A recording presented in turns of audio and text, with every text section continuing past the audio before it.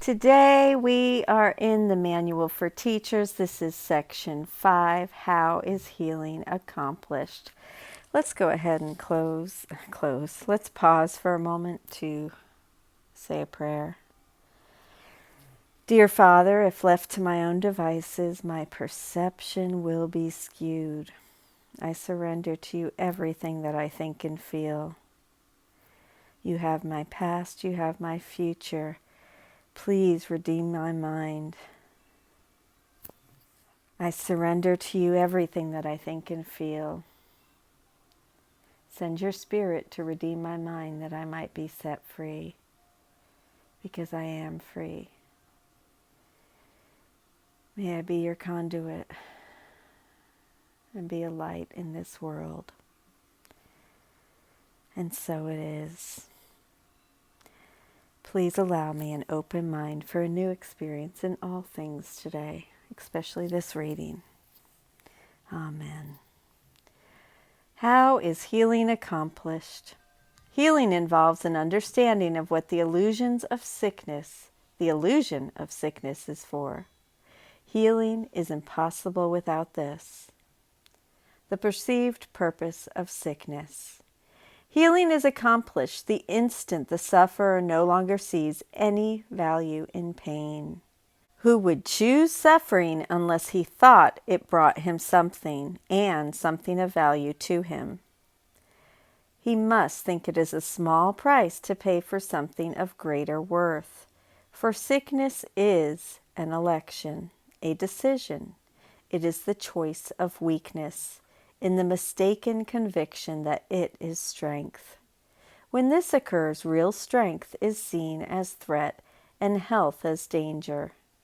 Sickness is a method conceived in madness for placing God's Son on his Father's throne. God is seen as outside, fierce and powerful, eager to keep all power for himself. Only by his death can he be conquered by his Son.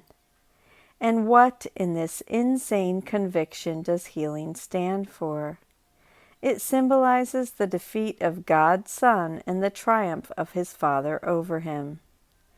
It represents the ultimate defiance in a direct form which the Son of God is forced to recognize. It stands for all that he would hide from himself to protect his life. If he is healed, he is responsible for his thoughts, and if he is responsible for his thoughts, he will be killed to prove to him how weak and pitiful he is. But if he chooses death himself, his weakness is his strength. Now he has given himself what God would give to him, and thus entirely usurped the throne of his Creator. 2. The shift in perception.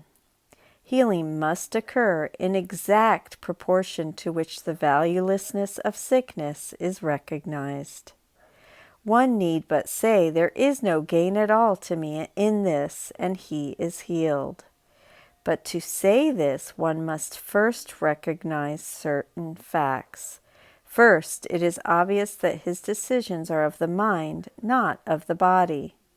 If sickness is but a faulty problem-solving approach, it is a decision.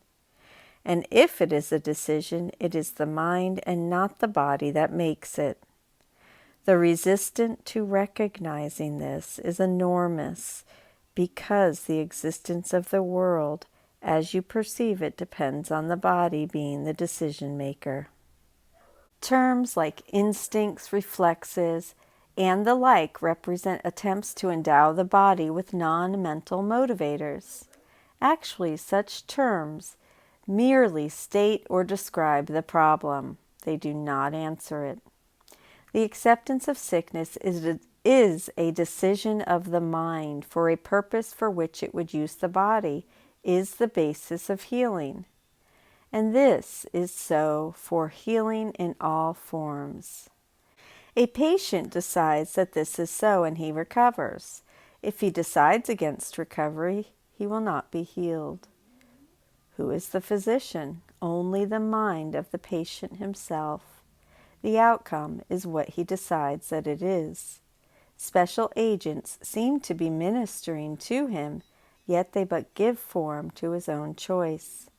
He chooses them in order to bring tangible form to his desires, and it is this they do and nothing else. They are not actually needed at all. The patient could merely rise up without their aid and say, "I have no use for this." There is no form of sickness that would not be cured at once. What is the single requisite for this shift in perception?